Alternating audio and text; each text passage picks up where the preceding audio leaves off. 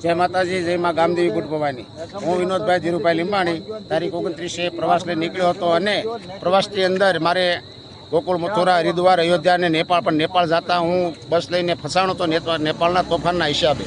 પણ મારા 43 પેસેન્જર, મારા વડીલો, મારી માતાઓ બધાને લઈ એવા આપણા નગરસેવક ઉપેન્દ્રસિંહ સુડાસમા તેમજ વિનુભાઈ કોકડિયા, હીરાબેન કોકડિયા અને ગામના દરેક મારા સાથી મિત્રો, મારા વડીલો મારી સતત ચિંતામાં હતા।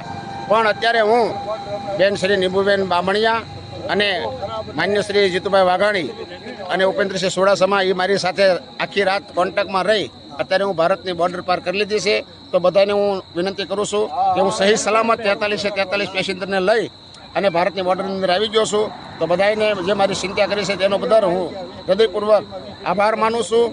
જય માતાજી। આવીને આવી લાગણી હંમેશા માટે હર કોઈની કામ ઉપર રહે એવા વિનુભાઈ કોકડિયા અને ઉપેન્દ્રસિંહ સુડાસમા આખી રાત મારા માટે સૂતા નથી, તે બદલ હું ખૂબ ખૂબ એમનો પણ આભાર માનું છું। જય માતાજી, જય માતાજી।